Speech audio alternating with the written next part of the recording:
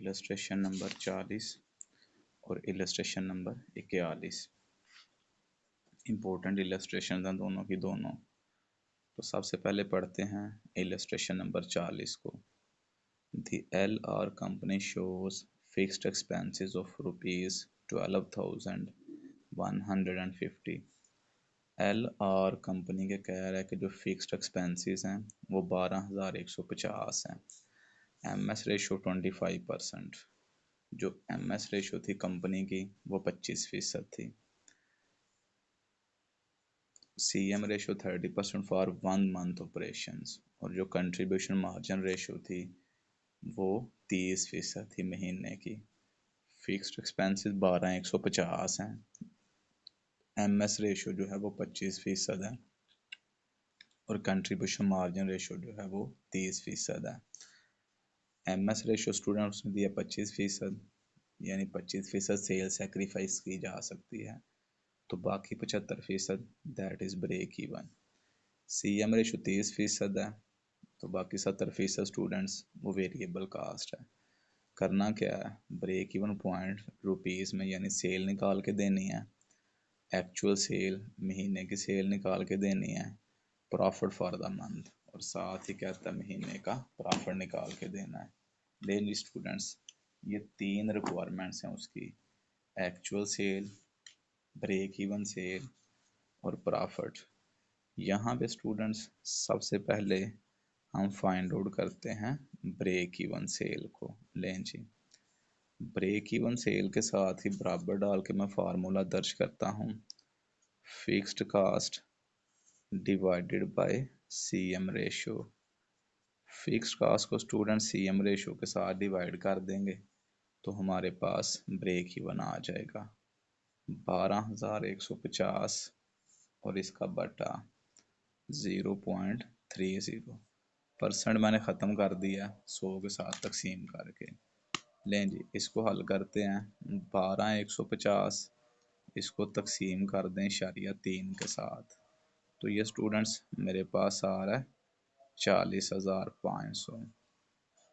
इसी के साथ हमारी रिक्वायरमेंट नंबर 1 मुकम्मल हो गई। ये लें जी, नंबर 2 पे उसने कहा हुआ है कि एक्चुअल सेल निकाल के दें, तो यहाँ पे स्टूडेंट्स मैं ज़रा पहले हेडिंग लिख लूँ एक्चुअल सेल्स के नाम के साथ, उसके बाद फिर इसको हल करते हैं। अब एक्चुअल सेल फाइंड आउट करने के लिए स्टूडेंट्स MS को इस्तेमाल करते हैं, यानी मार्जिन ऑफ सेफ्टी को। कैसे निकला था कि हमारी जो टोटल सेल है ना उसमें से माइनस कर दें ब्रेक इवन सेल को। जब भी हम टोटल सेल में से माइनस करते हैं ब्रेक इवन सेल को तो हमारे पास जो है ना मार्जिन सेफ्टी आ जाता है। एक्चुअल सेल में से ब्रेक इवन सेल माइनस कर दें मार्जिन ऑफ सेफ्टी, लेकिन यहाँ पे हमने ब्रेक इवन सेल निकालनी है। अब MS हमें पता ही नहीं है, अलबत्ता ये पता है कि इसकी जो रेशो है ना वो 25% है। ठीक होगी बात। अब ज़रा तवज्जो करें स्टूडेंट्स, MS निकालने का सिंपल सा तरीका है यहाँ पे कि आप क्या करें, सेल को MS रेशो के साथ मल्टीप्लाई कर दें। जब हम सेल को मार्जिन ऑफ सेफ्टी रेशो के साथ मल्टीप्लाई करेंगे तो हमारे पास MS आ जाएगा, सेल एज इट इज़ आ जाएगी क्योंकि हमने फाइंड करनी है, और ब्रेक इवन सेल जो है स्टूडेंट्स वो है हमारी 40,500। वैल्यूज पुट कर देते हैं यहाँ पे, सेल इनटू 25%, यही है MS रेशो 25%, और सेल की जगह पे स्टूडेंट्स एज इट इज दर्ज कर देंगे सेल्स को, और ब्रेक इवन सेल जो है ना वो है हमारे पास 40,500। तो ब्रेक इवन सेल ये ऊपर निकाली हुई है, यहाँ से उठा के यहाँ पुट कर दी है, ये हमारे पास आ जाएगा 0.25 सेल, और यहाँ पे सेल एज इट इज आ जाएगी और माइनस 40,500। ये 40,500 उठा के इस साइड पे ले आए तो जमा में कन्वर्ट हो जाएगा 40,500 is equal to sale as it is आ जाएगी माइनस 0.25 सेल्स। ठीक होगी बात। अब इसको आगे हल कर लें, 40,500, ये जो स्टूडेंट सेल है ना इसके साथ आपको पता है एक है, जहाँ पे कोई ना हो एक होगा, 1 में से इशारिया 2.5 माइनस करें तो ये हमारे पास आएगा 0.75 सेल्स। अब 0.75 जो इधर आए क्या करेगा, 40,500 को तकसीम कर देगा, तो यहाँ पे हमारे पास बचेगा सेल्स। तो 40,500 को ना इशारिया 7.5 के साथ तकसीम करें तो ये हमारे पास आ जाएगा ₹54,000। ये स्टूडेंट्स हमारे पास आ गई है हमारी इस महीने की सेल। इसी के साथ हमारी रिक्वायरमेंट नंबर 2 भी मुकम्मल हो गई। अब यहाँ पे रिक्वायरमेंट नंबर 3 फाइंड आउट करते हैं। उसने कहा है प्रॉफिट। अब प्रॉफिट निकालने के लिए स्टूडेंट्स इनकम स्टेटमेंट भी बनाई जा सकती है, लेकिन मैं यहाँ पे इसका सिंपल सा सोल्यूशन हल कर देता हूँ। इसको सिंपली निकालने का तरीका क्वेश्चन नंबर 8 में भी आई थिंक हमने इस्तेमाल किया था कि आप क्या करें, सेल को CM रेशो के साथ और MS रेशो के साथ मल्टीप्लाई कर दें। जब भी आप सेल को CM रेशो के साथ और MS रेशो के साथ मल्टीप्लाई करेंगे तो आपके सामने प्रॉफिट आ जाएगा। ये उस वक्त भी बताया था कि इंतहाई शॉर्टकट है। CM रेशो स्टूडेंट हमारी 30% है इंटू 30%, और MS रेशो जो है ये हमारी 25%। लें जी, 54,000 ज़रब इशारिया 3 ज़रब इशारिया 2.5, ये मेरे पास आ रहा है 4,050। इसी के साथ हमारी ये रिक्वायरमेंट भी मुकम्मल हो गई। किसी पॉइंट में से मसला है, बात आपको क्लियर नहीं हो सकी तो क्लियर कर दें। अब स्टूडेंट्स प्रॉब्लम नंबर 40 करने के बाद अब हम करते हैं प्रॉब्लम नंबर 41। पहले पढ़ते हैं प्रॉब्लम नंबर 41 को और उसके बाद फिर इसको हल करने की कोशिश करते हैं। इम्पोर्टेंट है, ये भी एग्जामिनेशन में कई दफ़ा आ चुकी है। Last month H company had a sale of ₹2,20,000। कहता है कि पिछले महीने एच कंपनी की जो सेल है ना 2,20,000 थी। ये स्टूडेंट्स बात कर रहा है प्रीवियस मंथ की जो गुजर चुका है। 2,20,000 सेल थी। CM ratio 40%, MS ratio 30%। ये स्टूडेंट बात है प्रीवियस मंथ की कि कंपनी की जो सेल है 2,20,000 की थी, CM रेशो 40% थी और MS रेशो 30% थी ड्यूरिंग द करंट मंथ। अब ये आ गया इस महीने में, तो इसका मतलब ये हुआ कि 2 महीनों का उसने हमें डाटा दिया हुआ है, एक प्रीवियस मंथ और एक इस महीने का। A decrease in sale price and a decrease in fixed cost have resulted in a CM ratio of 36%। कहता है कि सेल प्राइस डिक्रीज हुई है और फिक्स्ड कॉस्ट डिक्रीज हुई है। अमूमी तौर पर स्टूडेंट्स ये होता है कि सेल प्राइस डिक्रीज होती है, वेरिएबल कास्ट डिक्रीज होती है, फिक्स्ड कास्ट डिक्रीज नहीं होती। लेकिन यहाँ पे वो ये बता रहा है कि सेल डिक्रीज हुई है प्राइस में और फिक्स कास्ट डिक्रीज हुई है, तो यहाँ से समझ आए कि आपकी जो वेरिएबल कास्ट है that is same. Variable cost में किसी किस्म का कोई फ़र्क नहीं आया, वो आपकी सेम ही रही है। जो चीज़ आपकी चेंज हुई है वो सेल प्राइस है और फिक्स कास्ट है। तो ये सबसे पहली बात आपने जहन में रखनी है कि सेल प्राइस चेंज हो रही है, फिक्स कास्ट चेंज हो रही है। तो दूसरी बात आपने ये ध्यान में रखनी है कि वेरिएबल कास्ट सेम रह रही है, उसमें किसी किस्म का कोई फ़र्क नहीं आया। मसलन अगर पिछले महीने हमारी वेरिएबल कास्ट फ़र्ज़ कर लें लाख लगी है ना, तो इस महीने भी लाख ही है। पिछले महीने अगर 2 लाख लगी है तो इस महीने भी 2 लाख ही है। पिछले महीने फ़र्ज़ कर लें अगर 50,000 लगी है तो इस महीने भी 50,000 ही लगी है। चेंज बेसिकली जो आ रही है वो हमारी फिक्स्ड कास्ट और सेल प्राइस में आ रही है, वेरिएबल कास्ट में कोई चेंज नहीं आ रही। आगे क्या लिखता है, कहता है resulted in CM ratio 36% and MS ratio 24%। इसका नतीजा क्या निकला है कि CM रेशो भी कम हो गया, पहले 40% थी अब 36% रह गई है, और MS रेशो भी चेंज हुई है। MS रेशो पहले 30% थी अब 24% रह गई है।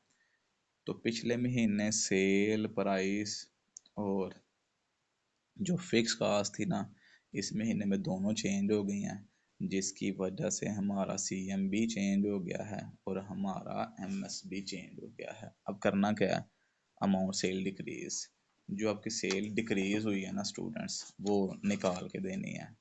तो यहाँ पे ना मैं सबसे पहले दर्ज करता हूँ हेडिंग नंबर ए डाल के, डिक्रीज इन सेल, मतलब कि हमारी कितनी सेल कम हो रही है। ठीक होगी बात। Decrease in sale underline, underline करने के बाद इसके नीचे दर्ज करते हैं लास्ट मंथ सेल। सिंपल सा हाल है स्टूडेंट्स, इस महीने कम हुई है ना, तो लास्ट मंथ की जो सेल है ना, उसमें से आप माइनस कर दें करंट मंथ सेल को। जब आप लास्ट मंथ सेल में से करंट मंथ सेल माइनस करेंगे ना, तो आपके पास आ जाएगा डिक्रीज।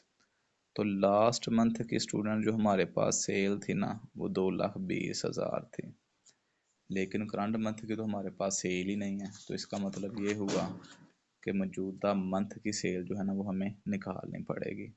तो इसके नीचे मैं दर्ज करता हूँ करंट मंथ सेल। लें जी, जब तक हम करंट मंथ की सेल ना स्टूडेंट्स निकालेंगे, हम इस रिक्वायरमेंट को पूरा कर ही नहीं सकेंगे, किसी सूरत नहीं पूरा कर सकेंगे। तो करंट मंथ सेल निकालने के लिए हमें वापस जाना पड़ेगा लास्ट मंथ में। तो यहाँ पे ना मैं स्टूडेंट हेडिंग देता हूँ लास्ट मंथ की। क्यों मैं लास्ट मंथ में जा रहा हूँ? क्योंकि उसने कहा है कि सेल प्राइस चेंज हो गई है, आपकी ना फिक्स कास्ट चेंज हो गई है। इनको स्टूडेंट बेस नहीं बनाया जा सकता, लेकिन हमें इंफॉर्मेशन पढ़ के ये पता चल रहा है कि हमारी जो वेरिएबल कास्ट है ना, वो चेंज नहीं हो रही। जो वेरिएबल कास्ट पिछले महीने लगी थी, वही वेरिएबल कास्ट इस महीने लग रही है। तो चूंकि वेरिएबल कास्ट निकाली जा सकती है, तो इस वजह से मैं लास्ट मंथ की कैलकुलेशंस करके तो पहले फाइंड आउट करता हूँ वेरिएबल कास्ट को। जाहिर बात है, जो प्रीवियस मंथ का वेरिएबल कास्ट होगा वही इसी वे मंथ का वेरिएबल कास्ट होगा, क्योंकि इस महीने में फिक्स कास्ट चेंज हो रही है और सेल प्राइस चेंज हो रही है। वेरिएबल कास्ट में किसी किस्म का कोई चेंज नहीं आ रहा। तो लास्ट मंथ में स्टूडेंट्स वेरिएबल कास्ट निकालने के लिए ना, यहाँ पे मैं दर्ज करता हूँ contribution margin is equal to sale minus variable cost. ठीक होगी बात। यही फार्मूला इस्तेमाल कर रहे हैं हम, सेल माइनस वेरिएबल कास्ट।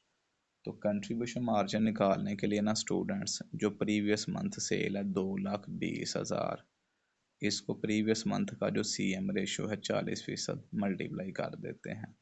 तो यहाँ पे हमारे पास आ जाएगा 2,20,000 माइनस वेरिएबल कास्ट। ठीक हो गया। अब ये स्टूडेंट्स काउंटिंग करें तो आएगा 88,000, और यहाँ पे हमारे पास आ जाएगा 2,20,000। अब वेरिएबल कास्ट इधर आगे स्टूडेंट प्लस हो जाएगा, वेरिएबल कास्ट 2,20,000, और ये 88,000 इधर आके माइनस हो जाएगा क्योंकि उस साइड पे प्लस था। तो variable cost is equal to 2,20,000 में से स्टूडेंट्स माइनस कर देते हैं 88,000 को। तो वेरिएबल कास्ट हमारे पास आ गई 1,32,000। ये स्टूडेंट हमारी वेरिएबल कास्ट थी प्रीवियस मंथ। तो यकीनी बात है यही वेरिएबल कास्ट फिर हमारी होगी इसी मंथ। ठीक है जी। अब आ जाते हैं करंट मंथ में। तो यहाँ पे ना इसके सामने ही चलें, मैं वर्किंग कर देता हूँ करंट मंथ के नाम के साथ। सेल हमें करंट मंथ की चाहिए, तो यहाँ पे मैं वर्किंग भी करंट मंथ की करता हूँ। तो करंट मंथ की स्टूडेंट्स जो सेल है ना, इसको मैं बराबर रख लेता हूँ एक्स के। अननोन है, फाइंड आउट करनी है, तो एक्स के बराबर रख ली है। अब यहाँ पे स्टूडेंट्स यही फार्मूला इस्तेमाल करते हैं, contribution margin is equal to sales minus variable cost. तो कंट्रीब्यूशन मार्जिन रेशियो स्टूडेंट्स इस महीने का होगा 36%, जबकि इस महीने की सेल है एक्स। तो 36% को एक्स के साथ मल्टीप्लाई कर दें, तो यहाँ पे हमारे पास आ जाएगा एक्स माइनस वेरिएबल कास्ट। तो वेरिएबल कास्ट स्टूडेंट्स 1,32,000, ये मैंने पुट कर दिया। ये पुट क्यों की है ये वाली? क्योंकि ये वही है जो प्रीवियस मंथ थी। चेंज सिर्फ हमारी फिक्स कास्ट और सेल प्राइस हो रही है, वेरिएबल कास्ट चेंज नहीं हो रही, तो इस वजह से हमें मजबूरन यही लिखनी पड़ी है, इशारिया 36x is equal to x minus 1,32,000। 1,32,000 students इधर आके जमा हो जाएगा, 1,32 x इधर x ही रहेगा, इशारिया 36x। अब 1,32,000 इस एक x के साथ ना एक है, तो ये स्टूडेंट्स आ जाएगा इशारिया 64x। इशारिया 64 जो है ना इधर आके तकसीम कर देगा 1,32,000 को, ठीक होगी बात। तो यहाँ पे बचेगा x। 1,32,000 को स्टूडेंट्स तकसीम करके देखते हैं इशारिया 64 के साथ, तो ये मेरे पास आ रहा है रुपीज़ 2,06,250। इसका मतलब ये हुआ कि हमारी इस महीने की जो सेल है ना वो 2,06,250 है। तो इसको उठा के ऊपर पुट कर देते हैं, 2,06,250। तो 2,06,250 को स्टूडेंट्स माइनस कर देते हैं 2,20,000 में से, तो ये हमारे पास आ गया रुपीज़ 13,750। इसी के साथ हमारी ये रिक्वायरमेंट स्टूडेंट्स कंप्लीट हो गई। अब आगे नंबर बी पे पढ़ते हैं। नंबर बी पे क्या रिक्वायरमेंट है, न्यू ब्रेक इवन पॉइंट। कहता है कि न्यू ब्रेक इवन पॉइंट निकाल के देना है, यानी ब्रेक इवन सेल निकाल के देनी है। क्योंकि सेल ही निकल सकती है, यूनिट्स तो यहाँ पे निकल ही नहीं सकते, किसी सूरत में नहीं निकल सकते। तो यहाँ पे मैं दर्ज करता हूँ ब्रेक इवन सेल्स। लेकिन स्टूडेंट्स ब्रेक इवन सेल निकालने के लिए ना अगेन MS का तरीका इस्तेमाल करते हैं, sale minus break even sale, ठीक होगी बात। तो चूंकि न्यू ब्रेक इवन निकालना है, न्यू ब्रेक इवन से मुराद इस महीने का ब्रेक इवन ले रहा है, रिसेंट मंथ का, करंट मंथ का, जिसको हमने नाम दिया है। तो करंट मंथ की स्टूडेंट सेल है हमारे पास 2,06,250, और करंट मंथ का जो MS है ना रेशोज की शक्ल में वो 24% है। मल्टीप्लाई कर देते हैं, सेल की जगह पे अगेन 2,06,250 और ब्रेक इवन सेल की जगह पे स्टूडेंट्स ब्रेक इवन सेल आ जाएगा, क्योंकि ये हमने फाइंड आउट करना है। 2,06,250 को ना स्टूडेंट्स मल्टीप्लाई कर देते हैं इशारिया 2,4 के साथ, तो ये मेरे पास आ रहा है 49,500 इज इक्वल टू 2,06,250 और माइनस कर दें break even sale. Break even sale students इधर आके प्लस हो जाएगा, 2,06,250 एज इट इज ही रहेगा और 49,500 इधर आके माइनस हो जाएगा।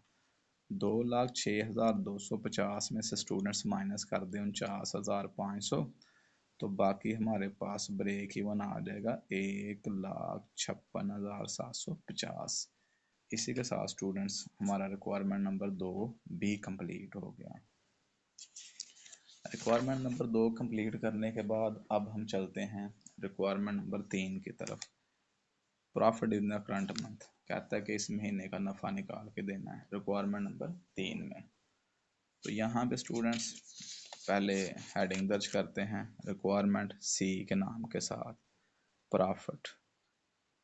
तो प्रॉफिट स्टूडेंट्स निकालने का सिंपल सा हल है कि आप क्या करें, मौजूदा मंथ की जो सेल है ना, ठीक होगी बात, उसको मल्टीप्लाई कर दें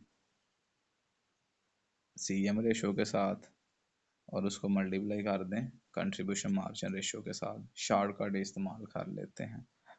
2,06,250 हमारी सेल आई थी इस महीने की, ज़रब CM रेशो स्टूडेंट 36% है, ठीक हो गया, और MS रेशो जो है स्टूडेंट्स वो हमारा 24% है।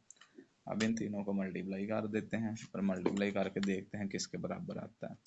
2,06,250 ज़रब इशारिया 36 ज़रब इशारिया 2,4 17,820 लें जी, रुपीज़ 17,820। तो इसका मतलब ये हुआ कि हमारा इस महीने का जो प्रॉफिट है ना वो 17,820 है। लें जी स्टूडेंट्स, इसके बिल्कुल सामने ना मैं लास्ट मंथ का प्रॉफिट भी निकाल देता हूँ। लास्ट मंथ का प्रॉफिट जो है ना वो उसने डिमांड नहीं किया हुआ, लेकिन अगली रिक्वायरमेंट में चूंकि हमने इस्तेमाल करना है तो इस वजह से मेरा माइंड यही है कि इसको ना पहले ही निकाल के रख लें। CM ratio into MS ratio. लें जी, सेल थी पिछले महीने की 2,20,000 ज़रब CM रेशो है स्टूडेंट हमारे पास 40%, ठीक होगी बात, और MS रेशो है हमारे पास 30%, ठीक हो गया। ये लें जी, मल्टीप्लाई कर देते हैं 2,20,000, इसको मल्टीप्लाई करते हैं इशारिया 4 के साथ, और इसको मल्टीप्लाई कर देते हैं इशारिया 3 के साथ, तो ये हमारे पास आ रहा है ₹26,400। लेंच इसी के साथ स्टूडेंट्स हमारी ये रिक्वायरमेंट भी मुकम्मल हो गई। आगे नंबर डी पे वो क्या लिखता है, यानी 4 नंबर पे डिक्रीज इन फिक्स कास्ट। उसने बताया था ना क्वेश्चन में कि हमारी फिक्स कास्ट भी कम हुई है और हमारी सेल प्राइस भी कम हुई है, तो कहता है भाई आप ऐसा करें, सेल प्राइस में डिक्रीज निकाल के दें, वो तो हमने निकाल लिया ऊपर ही, तो अब फिक्स कास्ट में डिक्रीज निकाल के देना है। तो यहाँ पे ना मैं पहले दर्ज करता हूँ डिक्रीज इन फिक्स कास्ट। ये लें जी, डिक्रीज हुई है फिक्स कास्ट, इसका मतलब है प्रीवियस मंथ की फिक्स कास्ट ज़्यादा थी, तो यहाँ पे ना मैं स्टूडेंट दर्ज कर देता हूँ लास्ट मंथ FC, इसमें से माइनस कर देते हैं करंट मंथ FC।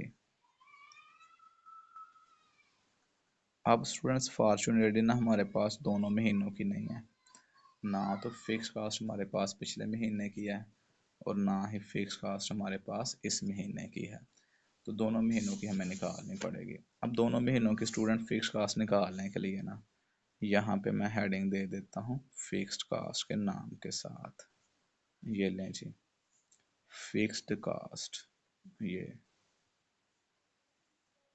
अब फिक्स कास्ट निकालने के लिए ना यहाँ पे मैं कॉलम कर लेता हूँ 2 लास्ट मंथ, ठीक हो गया, और यहाँ पे मैं कॉलम ऐड कर देता हूँ करंट मंथ। अब स्टूडेंट्स हमने ये पढ़ा हुआ है कि कंट्रीब्यूशन मार्जिन में 2 चीज़ें शामिल होती हैं, एक फिक्स कास्ट और दूसरा प्रॉफिट। अगर आपने फिक्स कास्ट निकालनी है तो कंट्रीब्यूशन मार्जिन में से प्रॉफिट माइनस कर दें, और अगर आपने प्रॉफिट निकालना है तो फिर आप ऐसा करें फिक्स कास्ट माइनस कर दें। तो हम क्या करेंगे, यही तरीका इस्तेमाल करेंगे, तो कंट्रीब्यूशन ले लेते हैं दोनों महीनों का, ठीक होगी बात। तो यहाँ पे मैं दर्ज कर देता हूँ कंट्रीब्यूशन मार्जिन। लें जी, कंट्रीब्यूशन मार्जिन, ठीक हो गया। कंट्रीब्यूशन मार्जिन निकालने के लिए ना स्टूडेंट्स इसके बिल्कुल साथ ही ब्रैकेट डाल के 2,20,000, ये हमारी सेल थी प्रीवियस मंथ की और रेशो थी 40%, ठीक है जी। 2,20,000 को स्टूडेंट्स 40% के साथ मल्टीप्लाई कर दें तो ये हमारे पास आता है 88,000। ये हमारे पास स्टूडेंट CM आ गया प्रीवियस मंथ का। अब इस महीने का निकाल लेते हैं 2,06,250, और इस महीने की रेशियो है 36%, इसको मल्टीप्लाई कर देते हैं 36% के साथ, 2,06,250 इंटू 36%, तो ये स्टूडेंट्स मेरे पास आ रहा है 74,250, ठीक हो गया। ये 88,000 कंट्रीब्यूशन मार्जिन आ गया पिछले महीने का, ये 74,250 कंट्रीब्यूशन मार्जिन आ गया इस महीने का।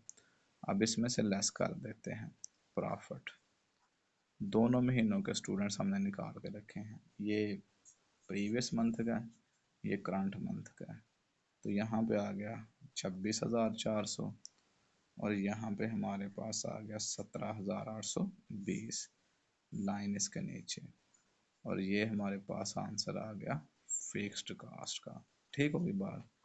74,250 में से स्टूडेंट्स पहले ना 17,820 चले माइनस कर देते हैं, तो ये मेरे पास आ रहा है 56,430।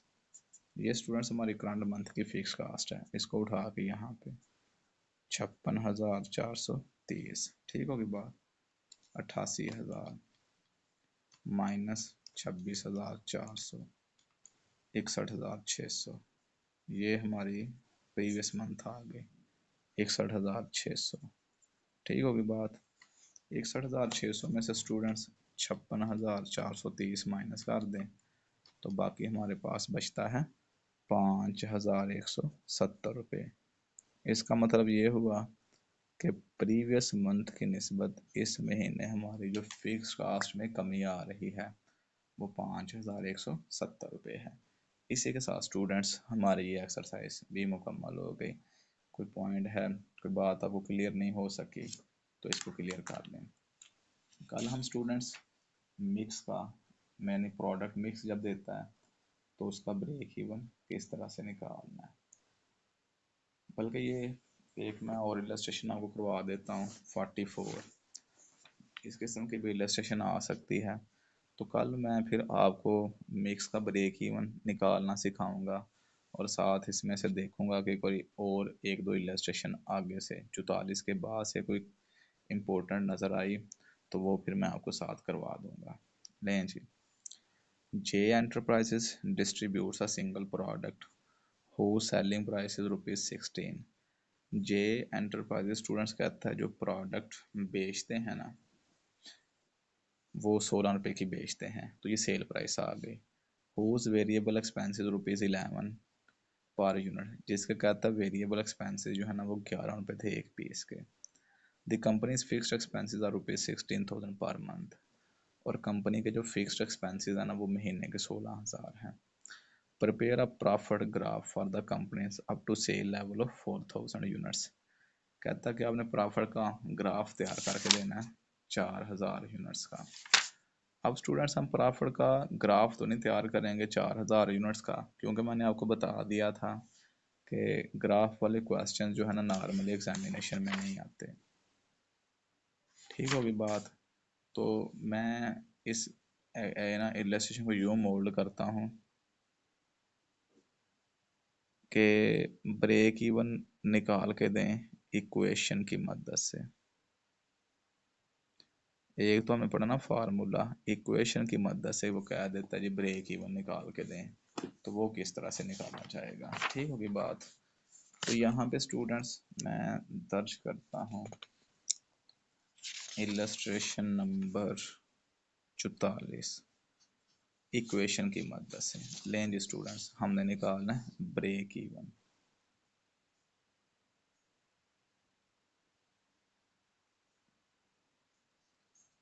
लें जी, इक्वेशन की मदद से ब्रेक इवन निकालने के लिए ना यहाँ पे स्टूडेंट देखें, हमने फार्मूला लिखा था ना, break even quantity is equal to fix cost divided by price minus variable cost. यही मैं लिखता हूँ आपको समझाने के लिए।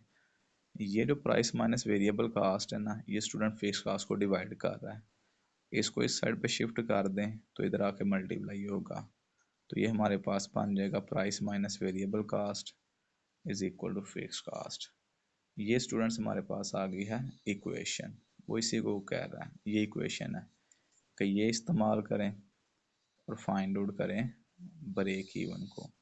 अब उसने ये नहीं कहा तो हम फिर जाहिर बात है यूनिट्स में निकालेंगे, क्योंकि इस इक्वेशन की मदद से निकल ही यूनिट सकते हैं। तो break even quantity as it is ही आ जाए, क्योंकि ये फाइंड करनी है। प्राइस स्टूडेंट एक प्रोडक्ट की उसने दी हुई है 16,000 माइनस ये 16,000 का 16, और वेरिएबल कास्ट एक पीस की दी हुई है 11, जबकि फिक्स कास्ट दी हुई है 16,000। ठीक होगी बात। ब्रेक इवन क्वांटिटी इनटू फ़र्क लें तो स्टूडेंट्स 5 आएगा और ये हमारे पास आएगा 16,000। Break even quantity is equal to 16,000 divided by 5। 16,000 को ना स्टूडेंट्स 5 के साथ डिवाइड कर दें तो ये हमारे पास आ जाएंगे 3,200 यूनिट्स। ये लें जी, ये स्टूडेंट्स हमारे पास आ गई है सेल यूनिट्स में। अब यहाँ पे ना ब्रेक इवन सेल निकाल देते हैं रुपीस में। ब्रेक इवन सेल निकालने के लिए आ गई क्वांटिटी, ब्रेक इवन इसको मल्टीप्लाई कर देंगे प्राइस के साथ। तो ब्रेक इवन क्वांटिटी स्टूडेंट्स हमारी आई है 16 3200 यूनिट्स, और एक पीस की सेल प्राइस जो है ना वो 16 है। 3200 को मल्टीप्लाई कर दें 16 के साथ, तो ये हमारे पास आ गया 51,200। तो ये हमारा स्टूडेंट्स 51,200 आ गया ब्रेक इवन डॉलर्स में, रुपीस में। तो इसी के साथ हमारी ये भी इलस्ट्रेशन मुकम्मल हो गई। अब आपने क्या करना है, होमवर्क इलस्ट्रेशन नंबर 42 करनी है। तो कल फिर हम करेंगे ब्रेक इवन मिक्स का, कि जब प्रोडक्ट मिक्स देगा तो उसके बाद कोई और इम्पोर्टेंट इलस्ट्रेशन हुई तो वो भी मैं आपको करवा दूंगा। तो ये हमारा फिर चैप्टर जो है ना ये वाइंड अप हो जाएगा। कोई मसला है, बात क्लियर नहीं हो सकी तो स्टूडेंट्स क्लियर कर लें। कल तक के लिए अल्लाह हाफिज़।